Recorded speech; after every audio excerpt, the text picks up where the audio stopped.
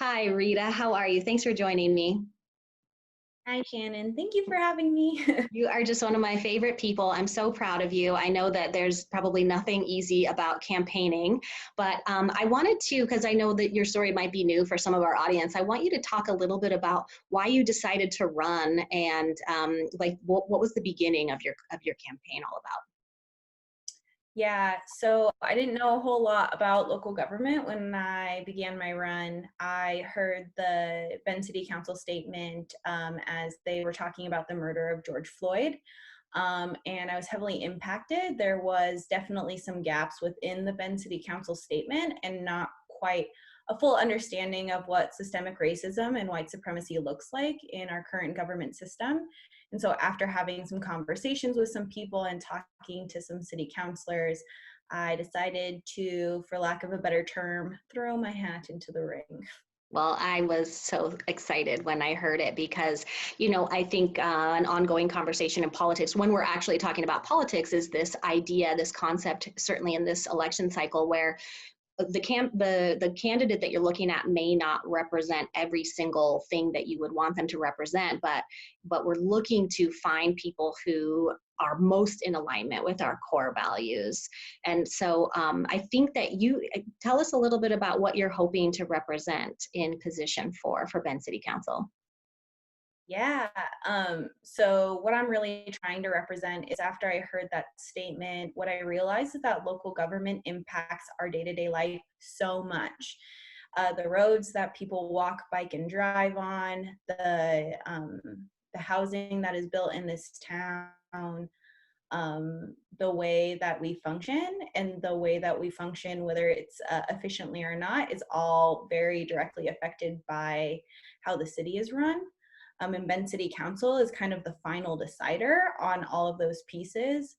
And so, really having a voice of someone who is a renter, who is a queer person of color, who has the lived experience of what it feels like to be a renter and a queer person of color here in Bend, I think it will just kind of be a game changer when I'm sitting there with leaders who maybe have never met a queer person of color, or maybe have never rented in Bend, and so bringing a perspective that has been pretty lost in the leadership, and bringing so many diverse voices to the table through my community and through the humans I interact with in the day to day.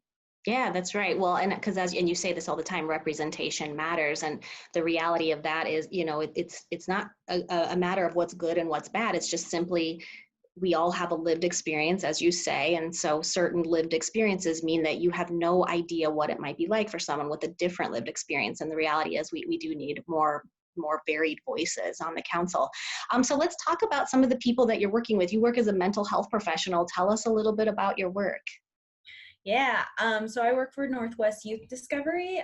We are a nonprofit on the east side of Bend, and we work with youth on probation and parole. And so I'm their outpatient counselor. And so they come and see me, and we meet and kind of chat.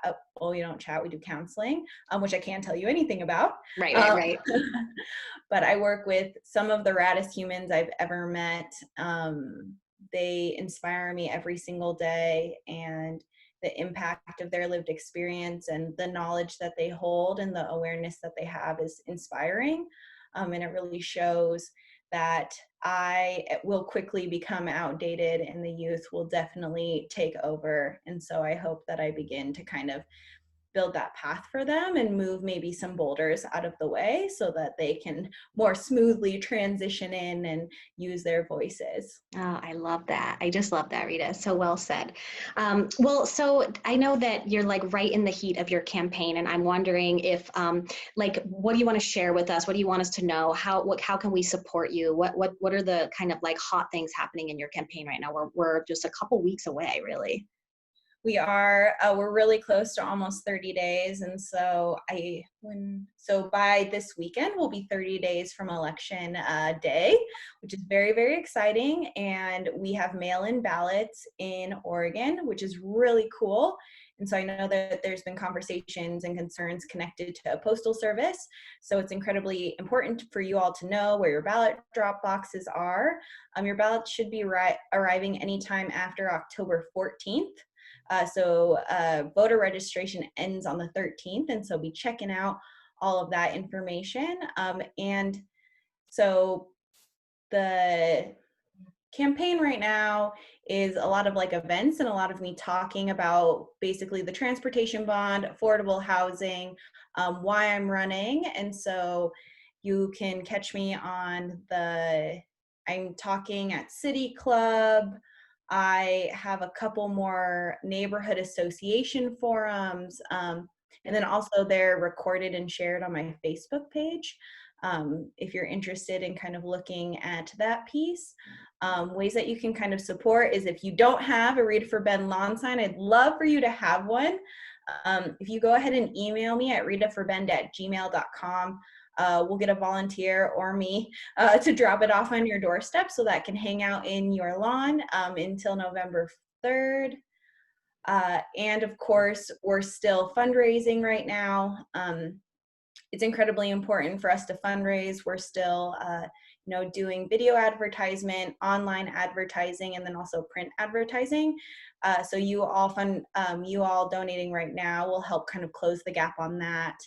And then if fundraising is not kind of in your pocket right now, because we are all experiencing a global pandemic, if you feel called to phone bank, we're phone banking a couple times a week right now. And we also have many other volunteer opportunities. And so if you're interested in any of that, you can go to ritaforbend.org and check that out. Awesome. Ritaforbend.org. I know you're Rita for Bend on Instagram. You're also Rita for Bend on Facebook. Is that right? Yeah. And yeah, on Twitter. very good. And on Twitter. Oh, very good. Twitter, I didn't get on the Twitter boat in time, so I'm not there. But so I know I'm going to assume that you're voting. I think you're like one person I can assume that you're voting. And I'm wondering, like, what's exciting about this election for you? What's it all about for you? Wow.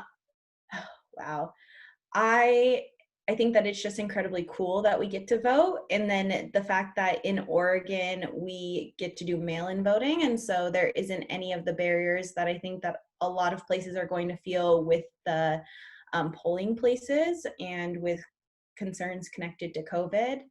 I think voting is a really great way for us to use our voice, and voting is how we change right now. So in our current government system, they listen to votes. And so voting is one of the strongest stances you can take. And in Oregon, we have the ability to have our ballot, and then we have this really cool pamphlet. It's called the Voters Pamphlet.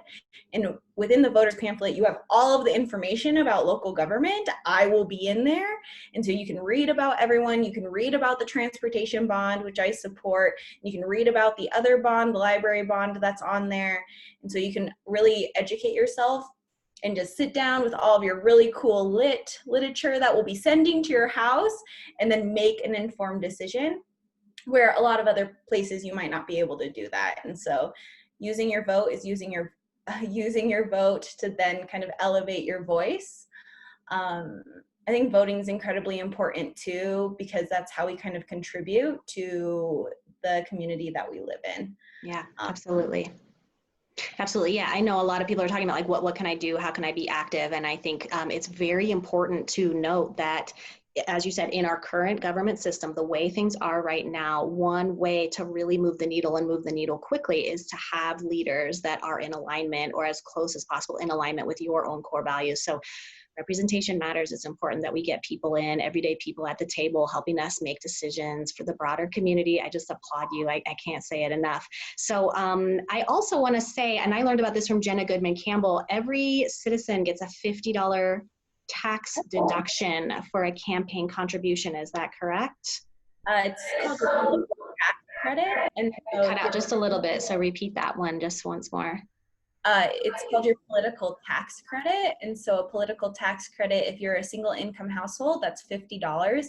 And then if you have two incomes in the household, it is $100. And so when you're filling out your Oregon taxes, there's a line, and you can say like, yes, I donated $50 to the Rita for Ben campaign. And then you get that back.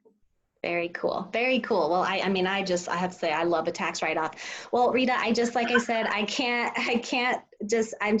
cheering you on every single day. I'm so proud of you. I love your campaign. I love everything that you're about. And I'm just so honored to have you on the show tonight. So I'm going to turn it over to you, and I'm going to let you leave us with a couple final words. And I'm wishing you the best of luck. Thank you, Shannon. Give me just 1 second. Okay, take it away. Thank you, Shannon, for having me here on the Nightlight Show.